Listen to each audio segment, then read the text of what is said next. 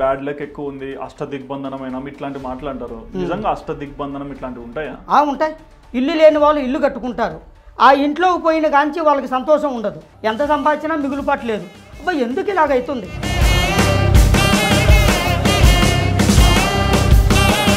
సంతాన సమస్యలకు కూడా మీరు పరిష్కారం చెప్తారని. అవును. కానీ మీలాంటి స్వాముల దగ్గరకు వస్తే సంతాన సమస్యను నిజంగా పరిష్కారం ఇస్తారా? నిజంగా చేస్తా.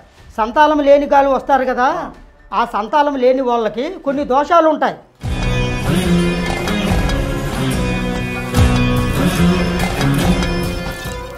ఇప్పుడు ఒక మనిషికి చేతబడి జరిగిందనో, నరదిష్టి ఉందనో ఇలాంటివి మీరు ఎలాగ అనుకుంటారు?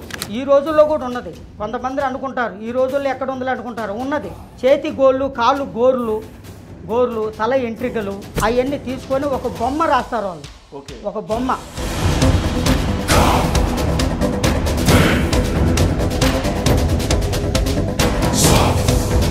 ఈ వశీకరణ అంటే ఏంటంటే ఒక మనిషిని పూర్తిగా కంట్రోల్లోకి ఎట్లా తెచ్చుకుంటారు? కొంతమంది చేస్తుంటారు అట్లా, కానీ దాన్ని నేను తీసేస్తా. నీకు మంచి చేసేట్టుగా ఇలాగ తమలపాకులు అమ్మవారు పూజ చేసి, నీకు ఎలాంటి ప్రాబ్లం ఉందా, నీకు ఎవరు చేతబడి చేశారా, మీ కుటుంబాన్ని ఎవరు ఇబ్బందులు పెడుతున్నారా, మీకు మనశ్శాంతి ఎందుకు లేదా అని మొత్తం తెచ్చిపోతుంది.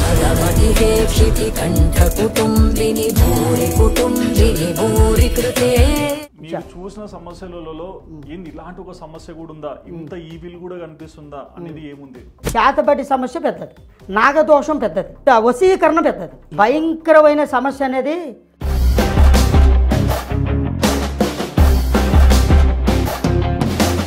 పుణ్యక్షేత్రాలు ఉన్నాయి, గుళ్ళు, దేవాలయాలు ఉన్నాయి. అక్కడికి వెళ్ళి దేవుళ్ళకి మొక్కుంటారు, అక్కడ నుంచి పరిష్కారాలు తెచ్చుకుంటారు.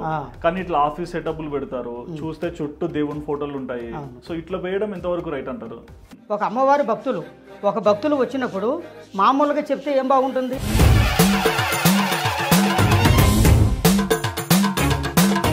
కోడి గుడ్డు పెట్టేదానికి ఆ గుడ్డును తీసుకొచ్చి మనిషికి దిష్టి తీసేదానికి ఏం సంబంధం ఉంది?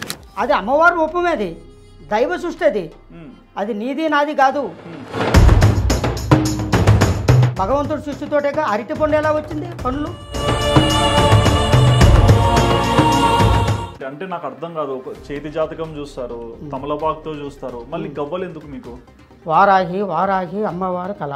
ఇగో ఇలాగ పూజ చేసి వాళ్ళ పేరు మీద ఎలా ఉన్నదో ఏమిటో అనేది ఇగో ఇలాగేస్తుంటాం. ఇలాగేసినప్పుడు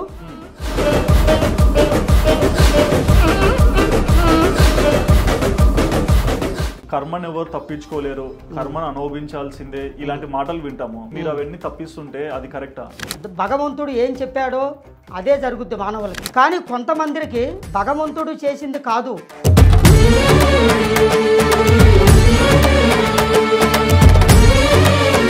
మీరు ఎలాంటి సమస్యలకు పరిష్కరిస్తారో కూడా చాలా క్లియర్గా అయితే ఎక్స్ప్లెయిన్. ఏ సమస్యకైనా పరిష్కారం చేస్తా. ఏదైనా మానవ జీవితంలో మానవులో ఏ సమస్య ఉంటుందో ప్రతి సమస్యకు పరిష్కారం చేస్తా. కానీ అన్నిటికీ ఒకటే చెప్తున్నానండి, నమ్మకం ఉండాలి.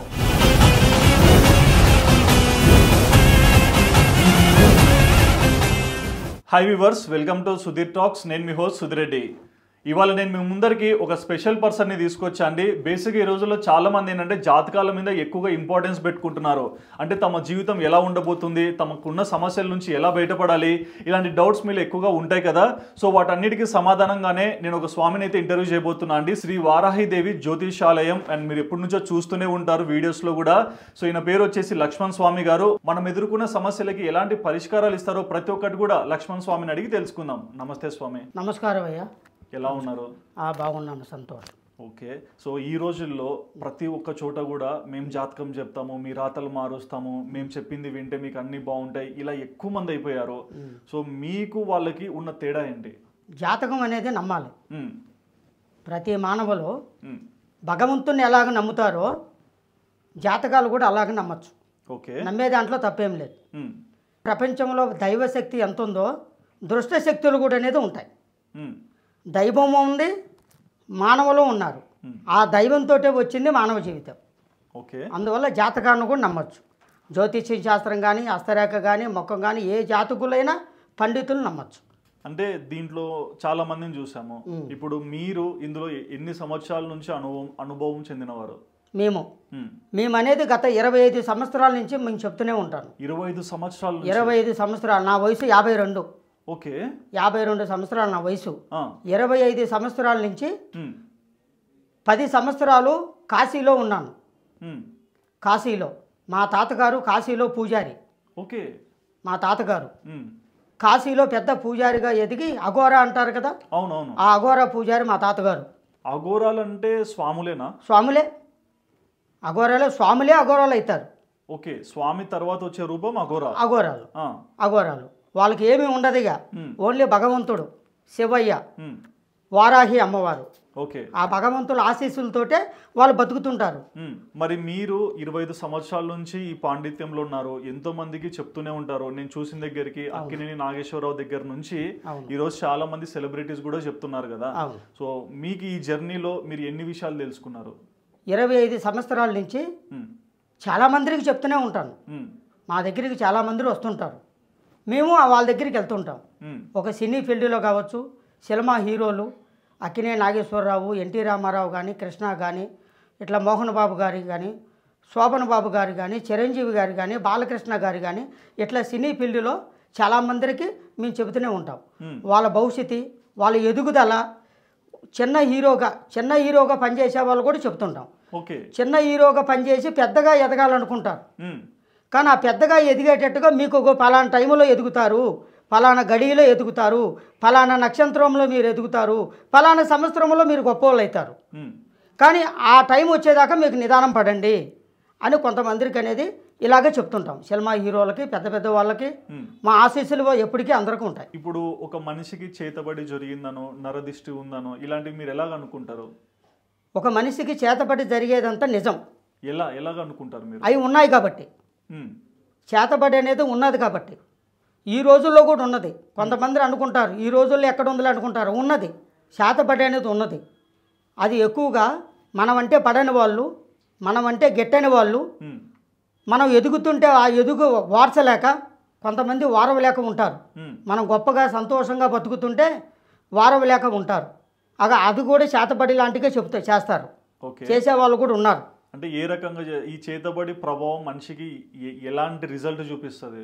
చేతబడి రూపం ఎలా ఉంటుందంటే, ఇప్పుడు ఒక మనిషి ఒక కుటుంబంలో సంతోషంగా ఉండకూడదు, వాళ్ళు కిందకు పడిపోవాలి, వాళ్ళ మనశ్శాంతి ఉండకూడదు, కాళ్ళు చేయి పడిపోవాలి, నోరు పడిపోవాలి, ఇక పడిపోయేట్టుగా ఒక రూపంలో చేస్తారు చేతబడి.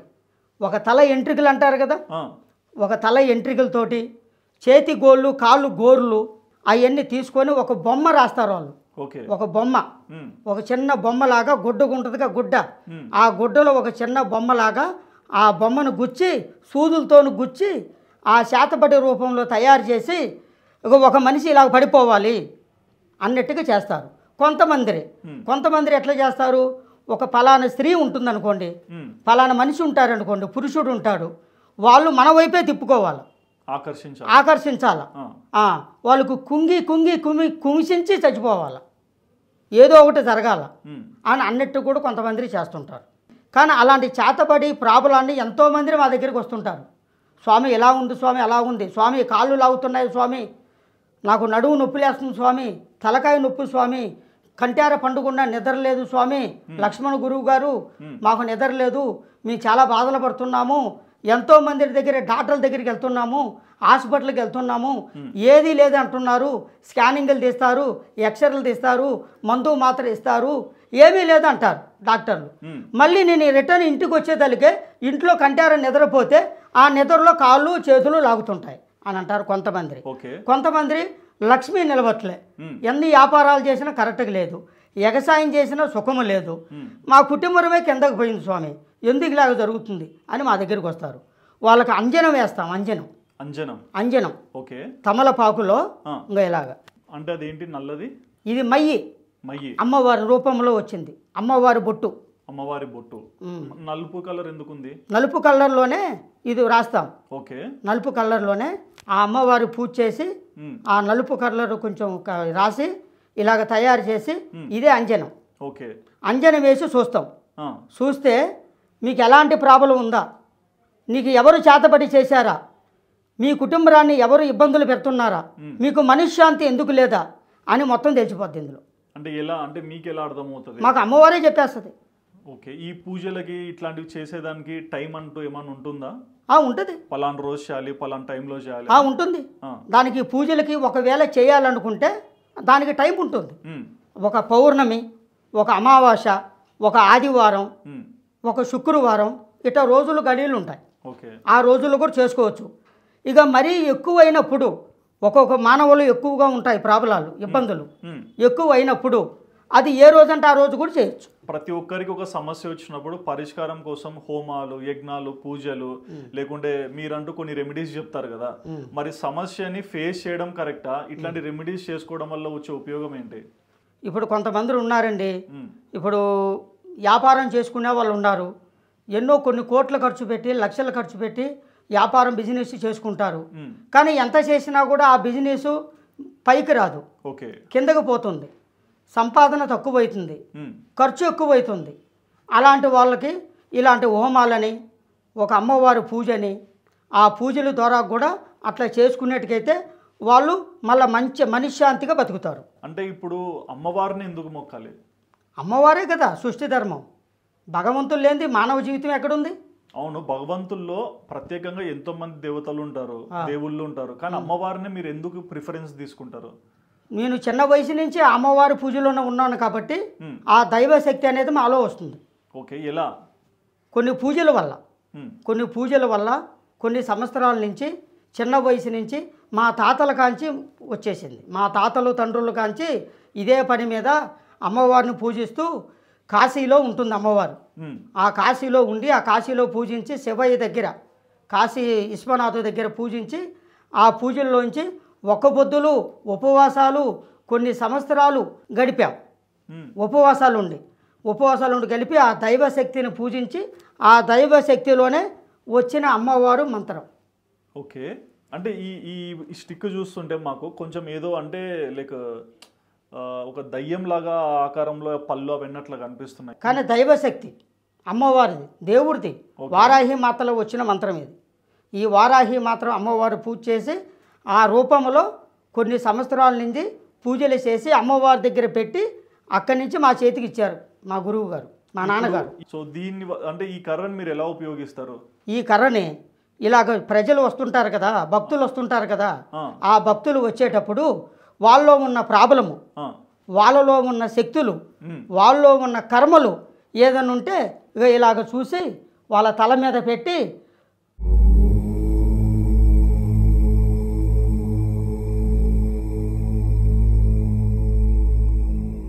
ఇంకా ఇలాగ చెబితే వాళ్ళు ఉన్న కర్మలు, వాళ్ళు ఉన్న దోషాలు మా దగ్గరికి ఇక్కడికి వస్తుంది.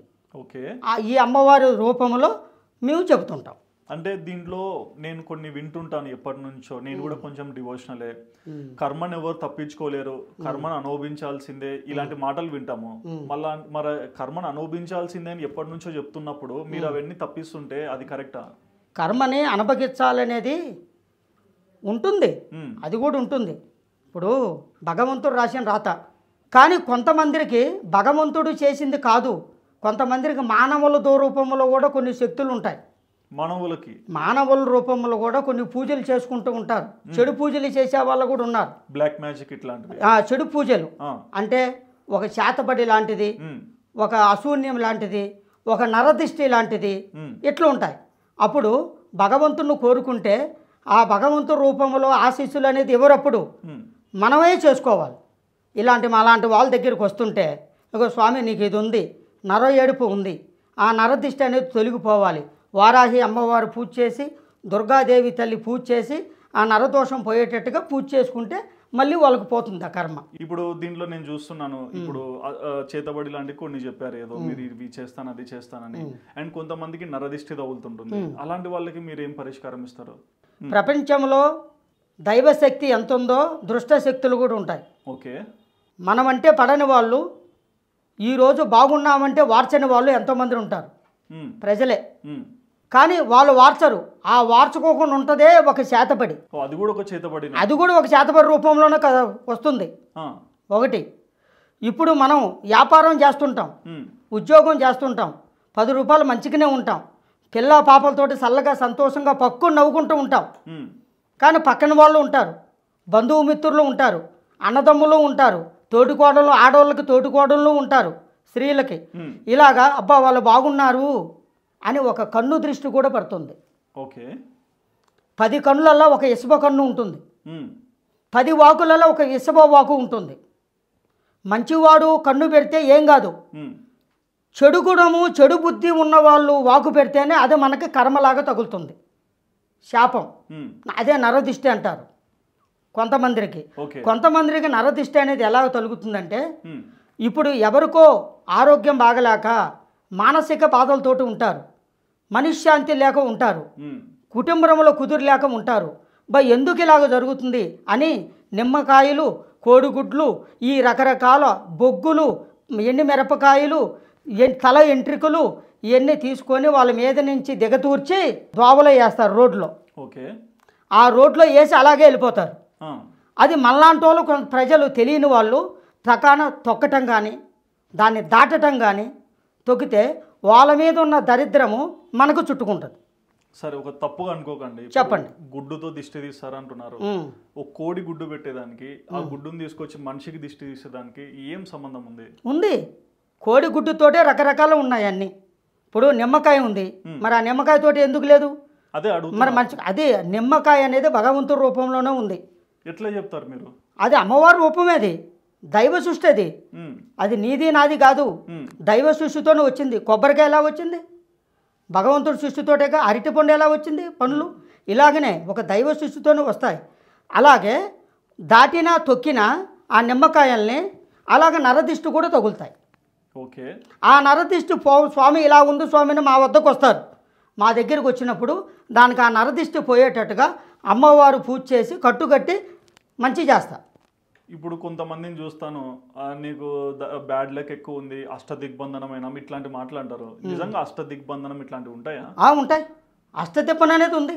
కొంతమంది చెడుగా ఉంటే, సంతోషం లేకపోతే, ఇంట్లో మనశ్శాంతి లేకపోతే ఆ అష్టదిబ్బంధం అనేది కొంతమంది ఇల్లు కట్టుకుంటారు, కొత్త ఇండ్లు, కాంప్లెక్స్లు కడతారు, బిల్డింగులు కడతారు. ఇల్లు లేని వాళ్ళు ఇల్లు కట్టుకుంటారు. ఆ ఇంట్లోకి పోయిన కాంచి వాళ్ళకి సంతోషం ఉండదు, మనశ్శాంతి ఉండదు, లక్ష్మి నిలవదు, ఎంత సంపాదించినా మిగులుపట్లేదు. ఎందుకు ఇలాగైతుంది, ఎందుకు అని అనుకుంటారు తెలియని వాళ్ళు. అదే వాళ్ళ మంచి జరిగేట్టుగా, వాళ్ళ ఆరోగ్యం బాగుండేట్టుగా, వాళ్ళకి డబ్బు సంపాదించిన నిలబడేట్టుగా, సంతోషం ఉండేటట్టుగా అష్టదిబంధన అనేది ఒకటి అమ్మవారి రూపంలోనే తయారు చేసి అష్టదిబంధన కూడా చేస్తా. ఓకే. వాళ్ళ ఇంట్లో పెడతా. మేమే. ఇప్పుడు దానివల్ల మంచి జరుగుతుందంటారు? దానివల్ల చాలా మంచి జరుగుతుంది. ఎంతో మందికి మీరు సొల్యూషన్స్ ఇచ్చింటారు, వాళ్ళ సమస్యలు అన్నీ వింటారు కదా. అవును. మీరు చూసిన సమస్యలలో ఏంది ఇలాంటి ఒక సమస్య కూడా ఉందా, ఇంత ఈవిల్ కూడా కనిపిస్తుందా అనేది ఏముంది? ఏ సమస్యకైనా నేను చేస్తాను. ఏ సమస్యకైనా మీరు చేస్తారు? అదే అండి, ఏ సమస్య ఉన్న వాళ్ళైనా ఇట్లా రకరకాల మంది నా దగ్గరికి వస్తుంటారు. దీనిలో భయంకరమైన సమస్య, భయంకరమైన సమస్య అనేది ఆరోగ్య సమస్య. ఓకే. చేతబడి సమస్య, కుటుంబరాలు మనశ్శాంతి లేని సమస్య, అన్నాదమ్ములు చికాకులయ్యి ఆస్తి తగాలు సమస్య. ఆస్తి తగాదాలు వస్తుంటాయి, వాళ్ళకి మంచి చేస్తా, అది పెద్ద సమస్య. ఓకే. కొంతమంది మనశ్శాంతి లేకుండా చేస్తారు, ఆ సమస్య. ఇట్లా పెద్ద పెద్ద సమస్యలు అనేది ఇదే. చేతబడి సమస్య పెద్దది పెద్దది పెద్దది నాగదోషం పెద్దది నాగదోషం పెద్దది. తర్వాత వశీకరణ పెద్దది. వశీకరణ. ఈ వశీకరణ అంటే ఏంటంటే ఒక మనిషిని పూర్తిగా కంట్రోల్లోకి ఎట్లా తెచ్చుకుంటారు? ఒక మనిషిని పూర్తిగా కంట్రోల్లో తెచ్చుకునేదే వశీకరణ. అదే, అది విన్నాను, బట్ ఏంటి అది, దాని ప్రాసెస్? ఇదేగా తమలపాకులో అమ్మవారు పూజ చేసి కొంతమంది చేస్తుంటారు అట్లా. ఒక వశీకరణం అనేది ఒక మనిషిని ఆకట్టుకుంటారు. ఈ మనిషి నా వైపే రావాలి, ఈ మనిషి నా మాట వినాలి, ఇంట్లో వాళ్ళ మాట వినకూడదు, బయట వాళ్ళ మాట వినకూడదు, నా వైపే తిరగాలి అన్నట్టుగా వశీకరణం అనేది చేయించుకుంటారు. ఎక్కడో చేసే వాళ్ళు కూడా ఉండొచ్చు, కానీ నా దగ్గరికి వస్తే ఆ వశీకరణని తీసేస్తా. ఎందుకంటే 10 మందిని బాగుండాలి, నీ ఫ్యామిలీలో నువ్వు బతకాలి, తల్లిదండ్రులను వదలకూడదు, అన్నదమ్ములను వదలకూడదు, భార్యని వదలకూడదు అని నీకు మంచి చేసేట్టుగా ఇలాగ తమలపాకులు అమ్మవారు పూజ చేసి అంజన వేసి ఆ వశీకరణ అనేది నేను చేస్తా. అంటే ఎక్కువగా అనుకోకండి, చాలా మందిని చూస్తుంటాము, ప్రతి ఒక్క చోట కూడా మేము చెప్తాం, మేము జాతకం చెప్తాం ఇట్లా అంటారు కదా. ఇది బిజినెసా లేకుంటే సమస్యల నుంచి బయటపడడానికి నిజాయితీగా చేశారు? బిజినెస్ కాదు ఇది, ఇది ఒక దైవశక్తి. ఒక దైవశక్తి అనేది ఇది వ్యాపారం, బిజినెస్ కాదు. బిజినెస్ అనేది వ్యాపారం అనేది ఇలా ఉండదు. మాకు ఎంతోమంది వస్తుంటారు, ఎంతోమంది వెళ్తుంటారు, చాలామంది వస్తుంటారు. ఏదైనా పూజలు ఉంటే పూజలు చేస్తాం, దానికి ఇస్తారు. అమ్మవారు గుడికి ఇస్తారు, అన్నదానాలకు ఇస్తారు. అమ్మవారు నా పేరులో పూజ చేయండి స్వామి అని ఇస్తారు. వాళ్ళ పేర్ల మీద మా ఫ్యామిలీ కుటుంబం పేరు మీద అన్నదానాలు చేయమని పూజ ఖర్చు ఇస్తారు అమ్మవార్లకి. అంతేగాని ఇది వ్యాపారం కాదు. వాళ్ళ దరిద్రం పోయేటట్టుగా, వాళ్ళు బాగుండేట్టుగా చెప్పేది నేను. అంటే మనం ఎక్కువ వింటుంటాం, ఇప్పుడు ఈ రోజుల్లో డాక్టర్ దగ్గరికి పోతే 10 టెస్టులు రాస్తాడు, అవసరానికి ఉండేది 2-3 టెస్టులు అన్నట్లు వాస్తవంగా కనిపిస్తాయి. మిగతా ఎందుకు రాస్తున్నారంటే మీకు ఆరోగ్యం బాగాలేదు కదా, టెస్ట్ చేస్తున్నాం అన్నట్టు ఉంటాయి. అట్లా మీ దగ్గర కూడా వచ్చిన వాళ్ళకి నీకు ఆ సమస్య ఉంది, ఈ సమస్య ఉంది, నేను చెప్పింది చేయాలి, ఇట్లా చెప్పడము ఎంతవరకు రైట్ అంటారు? సమస్య లేనిది సమస్య చెప్పకూడదు. సమస్య ఉంటేనే చెబుతాం, అది చాలా తప్పు. అది అట్లా చెప్పకూడదు.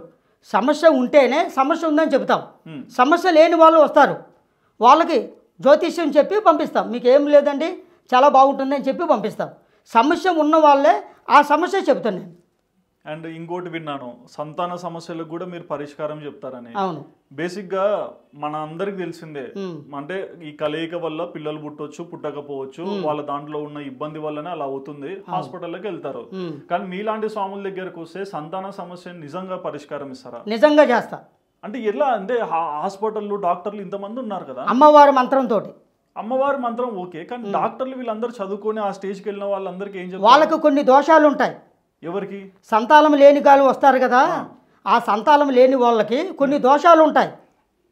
గర్భదోషము ఉంటుంది, నాగదోషములు ఉంటాయి. కొన్ని సంవత్సరాలైన సంతానం అందదు, డాక్టర్ దగ్గరికి వెళ్తుంటారు, ఎన్నో ఖర్చు పెడుతుంటారు, మందులు మాత్ర తింటారు, ఎంత చేసినా ఇంకా సంతానం ఉండదు. 10 సంవత్సరాలు కావచ్చు, 20 సంవత్సరాలు కావచ్చు, 30 సంవత్సరాలు కూడా అందదు. దానికి వాళ్ళు అనుకుంటారు ఎందుకు ఇలాగవుతుంది, అన్ని హాస్పిటల్కి పోయినా నాకు ఇంక సంతానం అందట్లేదు, ఎందుకు ఇలా జరుగుతుందని వాళ్ళు అనుకోనే కూర్చుంటారు. అది కాదు ఇబ్బంది, వాళ్ళకున్న దరిద్రాలు ఉంటాయి కొన్ని. వాళ్ళ ఆరోగ్యంలో భార్యాభర్తలకి కొంతమందికి భర్తకు ఉంటుంది ప్రాబ్లం, భార్యకి ఉంటుంది. ఆ భార్యకి ఎలా ఉంటుందంటే ఆడవాళ్ళకి, స్త్రీలకి కొంతమందికి నాగదోషాలు ఉంటాయి, కొంతమందికి అక్షంతల దోషం ఉంటుంది. అక్షంతల దోషం, పెళ్లి దోషం కూడా ఉంటుంది. ఇప్పుడు పెళ్ళికి వెళ్తాం స్వామి, పెళ్ళికి వెళ్ళేటప్పుడు ఏం చేస్తాం, అక్షంతలు వేయాలి కదా, పెళ్లి కూతురు పెళ్లి కొడుకుని ఎత్తిన మన దీవెనలు వాళ్ళకి ఆశీస్సులు చేయాలి కదా. 10 మంది ఆశీస్సులు చేస్తే వాళ్ళు సంతోషంగా ఉంటారు. అట్లకనే కొంతమంది భర్త లేని వాళ్ళు వస్తారు అక్కడికి, వాళ్ళు ఇట్లకనే 10 మంది వస్తుంటారు. పెళ్ళి అంటే ఎంతోమంది వస్తుంటారు, కానీ వాళ్ళ చేతుకుంట వేసిన అక్షంతలు పెళ్లి కొడుకు పెళ్లి కూతురు మీద పడి ఆ దరిద్ర దోషం కూడా అక్షంతల దోషం తగులుతుంది. అది ఎందుకు అట్లా అంటే, మనం మనిషిని మనిషిలాగా చూసి అందరికి విలువ ఇవ్వాలని మాట్లాడుతుంటాం సమాజంలో. మరి అట్లాంటి వాళ్ళు వచ్చి అక్షంతలు వేస్తే ఇట్లాంటి కీడు వస్తుందని ఎట్లా చెప్తారు? అది అందరికీ ఉండదు, అట్లా 1000లో ఒకరికి ఉంటుంది. అలాంటి శని దోషం ఉంటుంది వాళ్ళకి. ఓకే, శని దోషం అంటారు, అది దోషం. ఆ దోషం ఉన్న వాళ్ళు అలాగ అక్షంతలు వేస్తే ఆ పెళ్ళి అయిన వాళ్ళు కూడా సంతానం అందదు, అలాగా ఉంటుంది. కొంతమందికి నాగదోషం ఉంటుంది. అవును, వాళ్ళ తాతలు ముత్తాతలు కంటే నాగదోషం అంటారు కదా, ఆ నాగదోషం ఉన్న వాళ్ళు కూడా సంతానం అందదు. కొంతమందికి పెళ్ళిళ్ళు కావు, దగ్గరికి వచ్చిన సంబంధాలు కూడా వెనక్కిపోతుంటాయి, కుదిరిన సంబంధాలు కూడా ఫెయిల్ అయిపోతుంటాయి, వెనక్కిపోతుంటాయి. అలాగో కొంతమంది రకరకాలుగా ఉంటుంది. దోషం అనేది ఒక విధంగా ఉండదు స్వామి, ఒక విధంగా ఉండదు, 100 విధాలుగా ఉంటుంది. నాగదోషం ఎలాగంటే దానికి చెప్తాను. ఇప్పుడు కొంతమంది నాగదోషము తాతలు తండ్రులు ఉంటారు కదా పెద్దవాళ్ళు, వాళ్ళు విలేజ్లల్లో, పల్లెటూర్లల్లో, సిటీలల్లో కానీ ఎక్కడైనా సరే పామును కొట్టిన వాళ్ళు తెలియక పామును కొడతారు, నాగపాముని. ఆ నాగపామును కొడితే వాళ్ళకి పెద్దోళ్ళకి ఏం తెలుసు, వయసు అయిన వాళ్ళకి ఏం కాదు, ఇలాంటి పాములు ఎన్నో చంపినట్టుకుంటారు. కానీ అదే శాపం తగులుతుంది వాళ్ళకి, తగలిపోయినా వాళ్ళ బిడ్డలకి తగులుతుంది, వాళ్ళ బిడ్డలకి ఖచ్చితంగా ఆ శాపం తగులుతుంది. ఎందుకంటే పెళ్ళి కాని వాళ్ళకి పెళ్ళి కాదు, ఆ నాగదోషం అనేది ఇట్లా రకరకాలుగా ఉంటుంది. ఒకటి, కొంతమంది పెళ్ళి కావాలని ఎన్నో కోరికలు ఉంటాయి, సంబంధాలు వస్తుంటాయి పోతుంటాయి, ఆ సంబంధాలు కుదరవు, బాధపడుతుంటారు. కానీ వాళ్ళకి నాగదోషం తగులుతుంది, కొంతమందికి ఉంటుంది. అంటే కానీ అందరికీ తగులుతుందని నేను చెప్పట్లే. ఇప్పుడు చెప్పండి. ఒక నాగు పాముకి మనం అట్లా చేయడం వల్ల జరుగుతుందంటే రకరకాల పాములు ఉంటాయి కదా, అన్ని పాములు దొరకవు కదా, ఒక నాగేంద్రుడికే జరుగుతుంది. ఎందుకు అట్లా అంటే ఎందుకు నాగేంద్రుడికి అంత శక్తి? నాగేంద్రుడు అంటే భగవంతుడు సృష్టి, అది దైవ మనం సృష్టి. చెప్తున్నాం కరెక్టే, మరి మిగతా జీవులు కూడా ప్రాణం ఉంది కదా, వాటికి ఉంది శక్తులు ఉండవు? ఉంది. ఆ శక్తి వేరు, ఈ శక్తి వేరు. శక్తులలో ఒక రకం ఉండదు కదా, భగవంతుడంతా ఒకటే కానీ రూపాలు వేరు. ఇప్పుడు ఈ డేట్ ఆఫ్ బర్త్ అనేది ఎందుకు అంత ప్రియారిటీ మీకు? డేట్ ఆఫ్ బర్త్ లో టైం గానీ, ఏ టైంకి పుట్టినాడు, ఏ ప్లేస్ లో పుట్టినాడు, ఇది చూస్తారు, ఆ రాసుల్ని చూస్తారు. బట్ ఇదే కొంతమంది ఇప్పుడు జస్ట్ గూగుల్ ఓపెన్ చేసి వాళ్ళ డేట్ ఆఫ్ బర్త్ అవన్నీ కొట్టినా వాళ్ళకు కూడా వాళ్ళ బయో చార్ట్ వస్తుంది, దానిలో కూడా కొంచెం ఇన్ఫర్మేషన్ ఉంటుంది కదా. సో మరి మీకు దానికి ఉన్న తేడా ఏంటి? ఇప్పుడు డేట్ ఆఫ్ బర్త్లు అనేది పుట్టిన టైం నుంచి రాసుకుంటారు. అవును. ఆ డేట్ ఆఫ్ బర్త్ తోటి ఏ పేరు వస్తుందా, ఏ నక్షత్రం వస్తుందా, ఏ రాశి వస్తుందా, ఈ టైంలో అనేది కంప్యూటర్లో కూడా గూగుల్లో కూడా వస్తున్నాయి. ఓకే. కానీ మాది అది కాదు. మాది అనేది అమ్మవారు వాకే. ఆ అమ్మవారు వాకుతోటే మేము ఒక హస్తరేఖ చూసి, ముఖము చూసి, మీ భవిష్యత్తు ఎలా ఉంది, అసలు మీరు జరిగేది ఏమిటి, జరగబోయేది ఏమిటి, జరగాల్సింది ఏమిటి అనేది ఆ అమ్మవారు పూజతోటే, ఆ అమ్మవారి మంత్రంతోటే, ఆ అమ్మవారి వాగుతోటే మేము చెప్తుంటాం. చేతబడి అయిన వాళ్ళకి చేతబడి పరిష్కారం ఎలా చేయగలుగుతారు? చేతబడి వచ్చిన వాళ్ళు మా దగ్గరికి వచ్చి చెప్తుంటారు. వాళ్ళు చూడంగానే మాకు తెలిసిపోద్ది. ఓకే, మనిషిని చూస్తేనే మీకు ఒక ఆలోచన మాకు తెలిసిపోద్ది. అమ్మవారు ఓం నమదేవి ఇట్లా చేస్తే జాలిగా వాళ్ళని నుట్టి తిన్న పెడితే, ఇలా తల మీద పెడితే ఏది ఉన్నదా కూడా వాళ్ళకి తెలిసిపోదు. ఇక్కడికి వచ్చేస్తుంది, వాళ్ళ తల మీదకి వెళ్ళి ఇంకా ఇలాగ వచ్చేస్తుంది. ఓకే, ఇలాగ వచ్చేసి మాకు చెప్పేస్తుంది ఆ శాతపడి ఉన్నవాళ్ళు. అంటే అది మీరు ఏదో ఊహించుకుంటారా, లేకుంటే నిజంగా ప్రతి ఒక్కరి దాంట్లో ఒక్కొక్క రకంగా వింటారా? ఒక రకంగా ఏంటో ఊహించుకోరు స్వామి, ఇది అనేది కరెక్ట్గా చెప్తాం, ఊహించుకున్నట్టుగా చెప్పము. వాళ్ళలో ఉన్న కొన్ని ప్రాబ్లాలు మేము చెప్పగలుగుతాం. ఓకే, అన్నీ చెప్పగలుగుతాం. ఇది ఒకటే కాదు, ఏ సమస్య ఉన్నా ఆ సమస్యలు పరిష్కారం చేస్తా.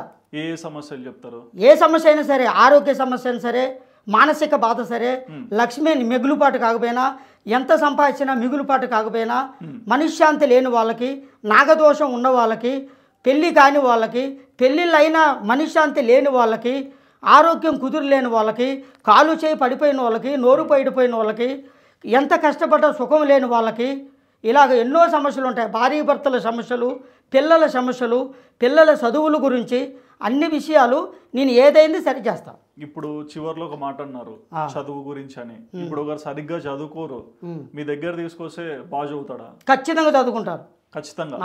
ఎలా చెప్తారు? చదువు లేని వాళ్ళకి, చదవని వాళ్ళకి మా అమ్మవారి అనుగ్రహంతో వాళ్ళకు కట్టుకట్టి అమ్మవారి ప్రసాదం ఇచ్చి పంపిస్తా. వాళ్ళు మంచిగా చదివేట్టుగా చేస్తా. నిజంగా అట్లాంటి జరిగాయి? నిజంగా చేస్తా, 100% చెప్తున్నా, 100%. మీకు ఎంతమంది పిల్లలు? నాకు ముగ్గురు. సో ఏం చేస్తున్నారు వాళ్ళు ప్రజెంట్గా అనేది? ఇప్పుడు పెద్ద బాబు అనేది అమెరికాలో ఉన్నాడు. అమెరికాలో చదువుకోవడానికి వెళ్ళాడా, లేకుంటే ఎలా? లేదు, ఇట్లే మా వృత్తి గురించే వెళ్ళారు. ఓకే, ఈ వృత్తి అక్కడ చేస్తున్నారు? ఈ వృత్తి అక్కడ కూడా చేస్తారు. ఈ అమ్మవారు మీతో మాట్లాడుతున్నారని చెప్తారు కదా ప్రతిసారి, ఏంటి గ్యారెంటీ అమ్మవారు మీతో మాట్లాడతారని? అమ్మవారు మాట్లాడుతుందంటే ఇప్పుడు మామూలుగా అమ్మవారు పూజిస్తారు. ఆ అమ్మవారు పూజిస్తాం. ఇప్పుడు మీలాంటి భక్తులు రాగానే మీరు పేరు అడుగుతాం, మీ పేరు మీద ఎలా ఉంటుంది?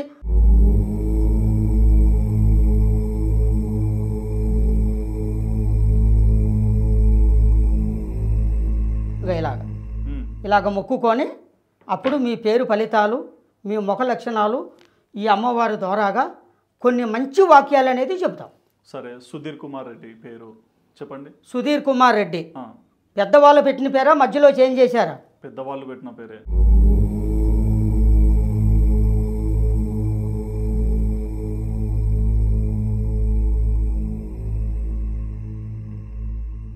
చెయ్యిలాగేముండే సుధీర్ రెడ్డి పేరు ఫలాలు అనేది చాలా బాగున్నాయ్యా. ఓకే, పేరులో మీకు ఎలాంటి దోషం లేదు, ఎలాంటి కర్మలు లేవు. ఓకే, సుధీర్ రెడ్డి గారి అనే పేరు బలం బాగుంది.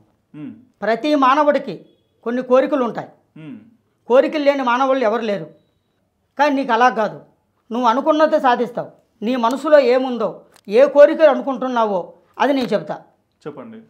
మీ మనసులో అనుకునే కోరిక, నేను గొప్పవాణ్ణి కావాలి, మంచిగా ఎదగాలి, అది ప్రతి ఒక్కరు అనుకుంటారు ఉంటుంది. కానీ దాంట్లోనే 10 మందికి ఉపయోగపడాలి, 10 మందికి బాగుండాలి, నేను బాగుండాలి, అందులో నేను ఉండాలి అని అనుకునే మనసు ఉండేది. అది అంటే నేను చేసే పనిని చూసి చెప్పొచ్చు కదా. చేసే పని చూసి చెప్పచ్చు. ఇంకా గొప్పవాడయ్యే ప్రయోగం ఉంది నీకు. ఓకే, గొప్పవాడు అయ్యే ప్రయోగం ఉంది. కానీ ఏది చేసినా దైవాన్ని నమ్ముకుంటూ వెళ్తున్నావు, నువ్వు భగవంతుని నమ్ముకుంటూ వెళ్తున్నావు. కానీ ఆ భగవంతుడు ఆశీస్సులు మీకు ఎప్పటికీ ఉంటాయి. కానీ మీకు చెడు ప్రాబలాలు అవన్నీ ఏమీ లేవు, అంతా మంచిగానే ఉంది. విజయం అనేది సాధిస్తావు. 2025 వచ్చే జనవరి నుంచి ఇంకా చాలా సంతోషంగా ఉంటుంది నీకు. ఇప్పుడు దీనిలో నాకు క్వశ్చన్ ఉంది, చెప్పండి. అంటే నేను ఒక కస్టమర్ లాగా వచ్చినాను అనుకోండి. ఇప్పుడు నా టైము, డేట్ ఆఫ్ బర్త్ ఇవన్నీ తీసుకోలేదు మీరు. నా ముఖం చూసారు, నా చేయి చూసారు, ఏదో మొక్కున్నారు, అమ్మవారితో మాట్లాడారని చెప్పేసి ఏదో సంథింగ్ మీరు మాట్లాడారు. మరి డేట్ ఆఫ్ బర్త్ ఇవన్నీ చూడకుండా ఎలా చెప్పగలుగుతున్నారు?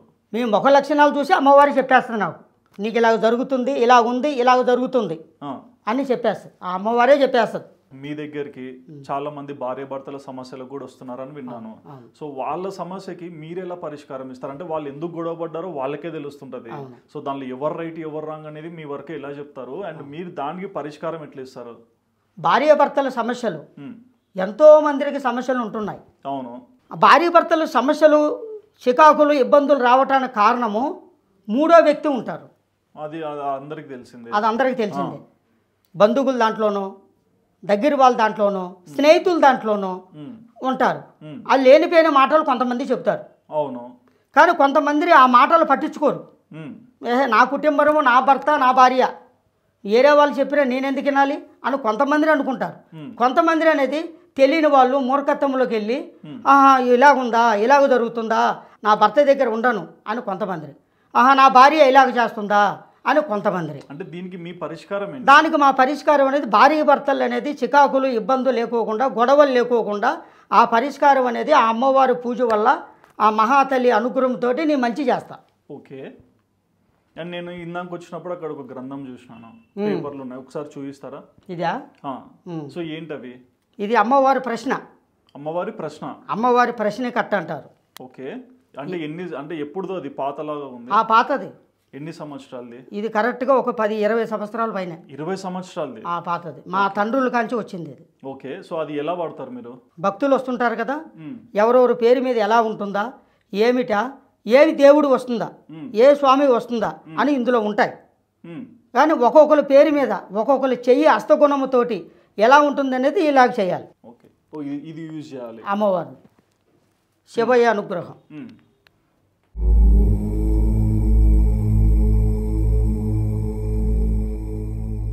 ఇక ఇలాగ వస్తుంటాయి, చూశారు కదా. ఏదో రూపం ఉంది అక్కడ, ఏదో ఒక రూపం.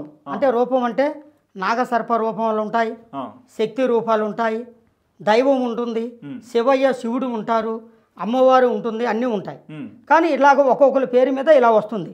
కానీ అది కరెక్ట్ అయిందా లేదా, వాళ్ళ పేరు మీద ఈ ప్రాబ్లం ఉందా లేదా అని మేము చూసి వాళ్ళకి మంచి భవిష్యత్తు ఉండేట్టుగా మేము చెప్తుంటాం.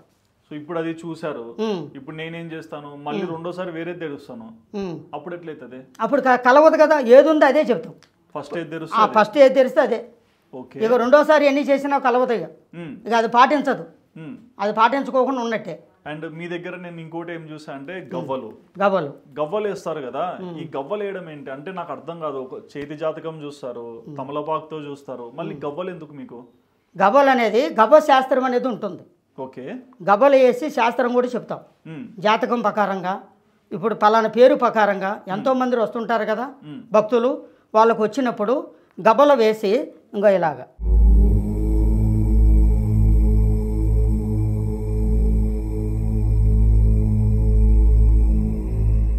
ఇలాగ పూజ చేసి వాళ్ళ పేరు మీద ఎలా ఉన్నదో ఏమిటో అనేది ఇలాగ వేస్తుంటాం. ఇలాగేసినప్పుడు 1, 2, 3, 4 కనపడుతున్నాయి, ఈ 5 మూసుకున్నాయి అంటే బోర్లు పడ్డాయి. ఈ 4 సంఖ్య అంటే సరి సంఖ్య, బే సంఖ్య కాదు అది. ఈ సరి సంఖ్యలో నీ జాతక ప్రకారం నీ పేరు మీద ఎలా ఉంది అని వాళ్ళకి చెబుతాం. ఆ రకంగా చెబుతాం. ఇప్పుడు కొన్ని వాహనాలు కొనుక్కోవాలి, ఒక ఇల్లు కట్టుకోవాలి, ఇక ఇలాగా ఎంతెంతో ఉంటాయి కోరికలు భక్తులకి.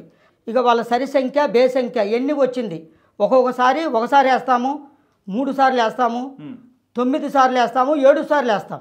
ఉమ్, ఇలాగ వేసి వాళ్ళలో ఉన్న అమ్మవారి పవర్ అనేది వాళ్ళు ఏం జరుగుతుందా, వాళ్ళకి ఏ ప్రవర్తనలో ఉన్నారా, వాళ్ళకి ఏం జరగబోతుందా అని ఇలాగ వేసి చెప్తాం. ఓకే. అండ్ ఇక్కడ ఇదేంటి ఫైల్ లాగా పెట్టి ఏదో ఫోటోలు పెట్టారు?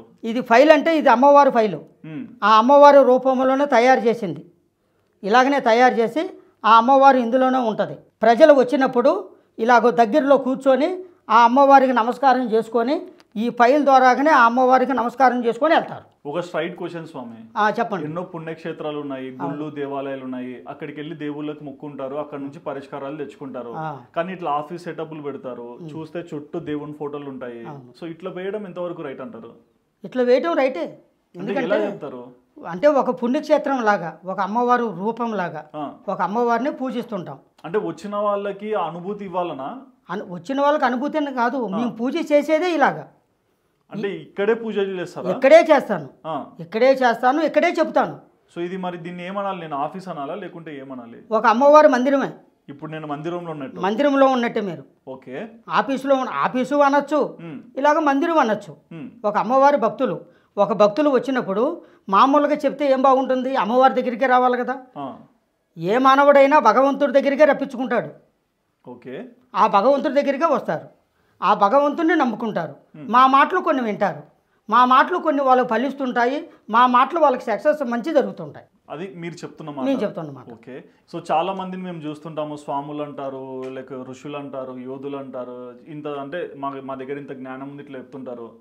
ఒక్కొక్కరికి ఒక ఆకారం ఉంటుంది. ఇప్పుడు మిమ్మల్ని చూడండి, మీ డ్రెస్ కానీ మీరు వేసుకున్న మాలలు కానీ ఎందుకు ఇట్లా రెడీ చేస్తారు? అంటే అట్లా వేసుకుంటేనే మీరు పవర్ఫుల్ ఉంటారా? వేసుకుంటేనే పవర్ అనే కాదు, మాకు చిన్న వయసు నుంచి ఇదే ఆ భగవంతుడు ఇచ్చాడు మాకు, ఆ తల్లే ఇచ్చింది. ఇప్పుడు అన్ని ఉన్నాయి మీ మెల్లో దండలు. సో ఏంటి అంటే ఒక్కొక్క దండకు ఒక ప్రత్యేకత ఉందా? ఒక్క దండకు ఒక ప్రత్యేకత ఉండదు. అంతా దైవ సృష్టితోటి భగవంతుడు పూజ చేయించి దేవుడి దగ్గర పెట్టి అమ్మవారు పూజ చేయించి ఆ దైవ ఆశీర్వాదంతో వేసుకుంటాం. ఓకే. అంటే ఆ అమ్మవారు మాలో కూడా ఇక్కడ ఉన్నది, మా మనసులో ఉన్నది, ఆ తల్లి మా హృదయంలో ఉన్నది అని ఒక సంతోషంగా. మిమ్మల్ని చూస్తే ఇప్పుడు మీరు ఎక్కువగా అమ్మవారిని నమ్ముతారు, కానీ మన భూమి మీద ఎన్నో రకాల రిలీజియన్స్ ఉన్నాయి. మరి వేరే రిలీజియన్ వాళ్ళు కూడా హ్యాపీగా ఉంటున్నారు కదా, వాళ్ళ అమ్మవారిని మొక్కరు కదా, ఎలా సంతోషంగా ఉంటున్నారు? వాళ్ళ నమ్మకం వేరే. ఇప్పుడు నేనేం చెప్పానంటే నీకు, భగవంతుడంతా ఒకటే. క్రిస్టియన్ ఉన్నారు, ముస్లిమ్స్ ఉన్నారు, హిందూ ఉన్నారు. ఈ మతాలు వేరు, రూపాలు వేరే, కానీ దేవుడంతా ఒకటే. మనం హిందూ మహాతల్లిని పూజిస్తాం, ముస్లిమ్స్ వచ్చి అల్లా స్వామిని పూజిస్తారు, క్రిస్టియన్స్ వచ్చి యేసుప్రభు స్వామిని పూజిస్తారు. వాళ్ళ నమ్మకం అది, అంతేగాని దేవుడంతా ఒకటే. మరి హిందూస్లోనే తీసుకోండి, కొంతమంది అయ్యప్ప స్వామికి మొక్కుంటారు, ఇంకొంతమంది శివుడికి మొక్కుంటారు. సో ఇక్కడ కూడా చాలా మంది దేవుళ్ళు ఉన్నారు కదా, అమ్మవారే ఎందుకు ప్రత్యేకత?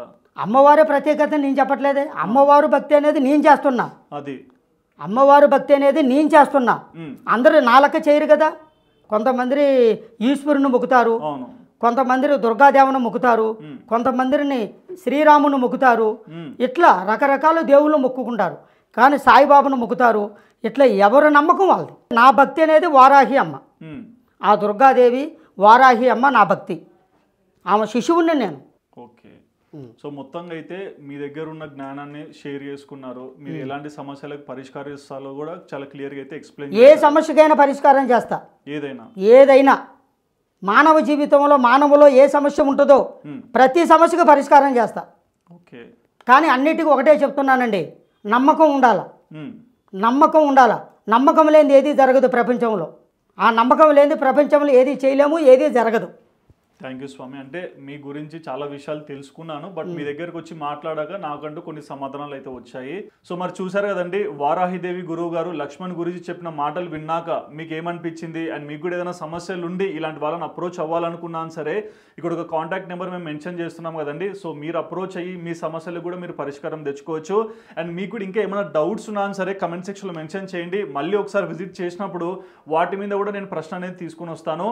అండ్ ఈ ఇంటర్వ్యూ చూసాక మీకు ఏమనిపించిందో మీ హానెస్ట్ ఒపీనియన్ తప్పకుండా కమెంట్ సెక్షన్లో మెన్షన్ చేయండి. And please do subscribe our channel for more updates. అందరికీ నమస్కారం. శ్రీ వారాహిదేవి జ్యోతిషాలయం. మీకు ఎలాంటి సమస్యలు ఉన్నా, ఎటువంటి సమస్యలకైనా మా వద్ద ఒక్కసారి సంప్రదించండి. ఆరోగ్యము, మనశ్శాంతి, లక్ష్మి నిలకట్టు లేకపోవటము, కుటుంబ సమస్యలు, ధనలాభం లేకుండా పోవటము, ఎంత లక్ష్మీ సంపాదించినా మిగులుపాటు లేకుండా పోవటము, నరదృష్టి, గృహదృష్టి, ప్రజల దృష్టి, జనశూన్యము, శాతబడి కర్మలు, మీకు ఎలాంటి కర్మలు ఉన్నా ఒక్కసారి మమ్మల్ని సంప్రదించగలరు. సంపూర్ణమైన జ్యోతిష్యం చెప్పి మీకు మంచి చేసే బాధ్యత మాది.